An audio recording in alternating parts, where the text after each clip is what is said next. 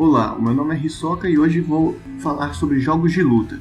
Os jogos de luta, eles são muito populares. Tekken, King of Fighters, Mortal Kombat e muitos outros fizeram muitas pessoas chamarem seus amigos, parentes, para se estapearem. Virtualmente, é claro. Em 1998, um time da Koei chamado Omega Force, que desenvolveu jogos das séries Samurai Warriors e Dynasty Warriors, por exemplo, desenvolveu um jogo chamado The Straga para o PlayStation 1. Um ano depois, em 1999, saiu para a América do Norte e Europa.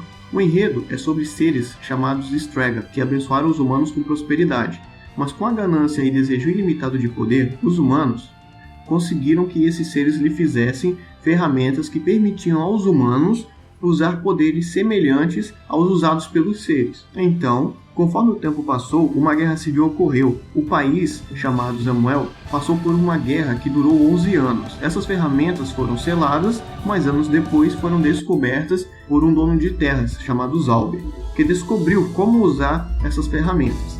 Elas ganharam o nome de Relic, e com elas, ele formou um exército que usa essas ferramentas. Famílias reais foram mortas com a guerra e muitos Stragas também foram mortos. Isso tudo é explicado logo no começo do modo história, mas falarei dos modos depois.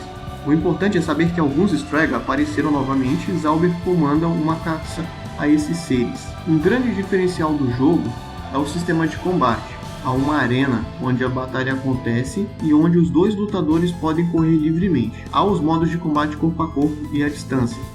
No primeiro, ambos trocam socos, chutes e joelhadas, dependendo do botão que apertamos, triângulo, quadrado ou círculo, mas o que chama a atenção é o combate à distância. Apertando o quadrado, o personagem usa seus poderes de uma forma rápida, porém sem tanto dano. Apertando o triângulo, o poder já é mais lento, mas causa mais dano. Apertando o círculo, ele lança um poder em área, com um dano considerável. Além disso, se fizermos combinações, poderes diferentes serão lançados, abrindo uma gama considerável de poderes para usarmos. Mas tudo depende de uma barra que se enche novamente bem rápido, pois ela que permite que usemos os poderes, que por sua vez são os atrativos do jogo. O número de arenas é considerável também, cerca de 12, e com cenários variados: caverna, templo, castelos, deserto e por aí vai. Há vários modos, desde o clássico arcade, time attack, entre outros, mas o que chama a atenção é o história. Quem já jogou Injustice conhece esse estilo de contar história. Sim, The Straga tem um estilo interessante. Nele, controlamos não apenas um personagem, e sabemos sua história, e se quisermos saber dos demais, temos que jogar com todos. Não, nesse, a história se desenvolve e jogamos com todos, ou quase, conforme a história se desenvolve. Assim vemos os pontos de vista e o que cada um contribui para a história. Ela não é grandiosa, mas é boa. E é bom ver que naquela época já existia algo assim. Um ponto que não pode ser deixado de lado são os gráficos. A animação dos olhos piscando e as bocas durante o diálogo são de se elogiar. Mesmo naquela época era possível ver personagens que mal piscavam os olhos, quem diria mexer a boca. Os cenários não são de cair o queixo, mas são bem feitos dada a variedade. A dublagem era bacana para a época. Os efeitos de som são bem feitos e a música é algo à parte, de tão bem feita. Não ousaria dizer que é do nível de Castlevania Symphony of the Night ou Super Metroid, mas são muito bem feitas também. Há um total de 12 personagens, cada um com suas frases típicas de um jogo de luta. É possível destravar skins para cada personagem ao completar o modo arcade. As skins são de personagens de outros jogos da Koei, como Dynasty Warriors e de alguns personagens históricos da China.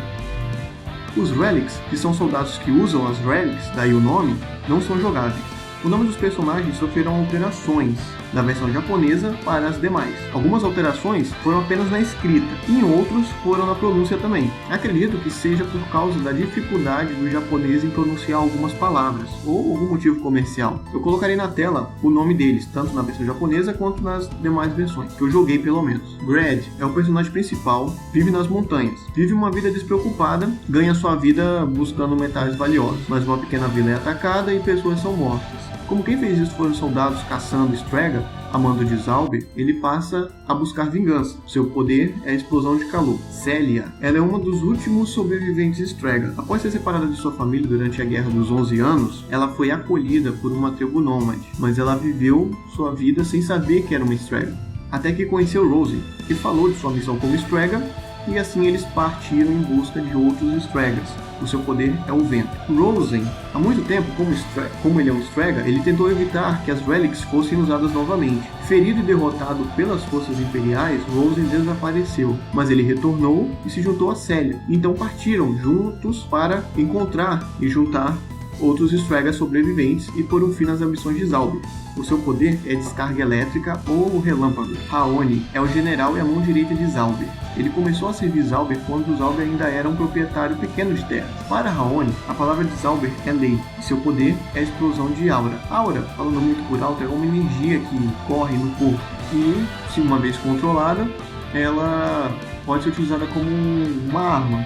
No caso aqui, uma explosão de aura. Falma. Assim que Zalber agiu contra a oposição para ganhar controle, Falma se juntou como o mais novo portador de uma Relic. Ele é extremamente habilidoso em usar a Relic e acredita-se que seja tão poderoso quanto Raoni. Ele é reservado e não compartilha seus pensamentos, sendo assim o seu passado desconhecido. Seu poder é a luz.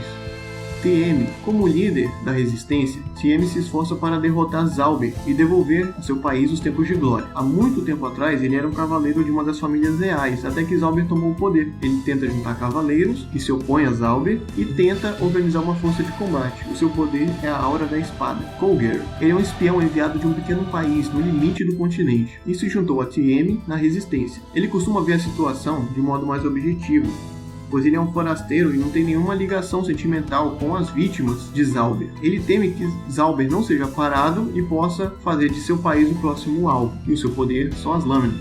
Milena é a filha do ex-primeiro-ministro e mantém uma posição temporária no exército imperial. Ela passa a maior parte do tempo no palácio cuidando de sua prima, a princesa Andy. Seu objetivo é encontrar o assassino de seu pai, e o seu poder é o gelo.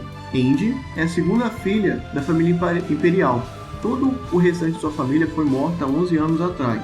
Desde então, como única sobrevivente da família imperial, ela tem sido cuidada e protegida por sua prima Milena. E muitas vezes ela deseja poder abrir mão de seu título e se juntar à sua prima no exército. E o seu poder são formas geométricas. Ela dispara triângulo, dispara quadrado, dispara círculo e até X também, com seus poderes especiais. Enfim, Doyle, após ver os resultados horríveis da guerra das Relics, Doyle se retirou do serviço militar e jurou desistir da violência. Em seu auge, acreditava-se que ele era tão forte quanto Zalber, mesmo que Zalber possuísse a Master Relic. Ele vive em paz com seu filho em uma remota região. Seu poder é o fogo.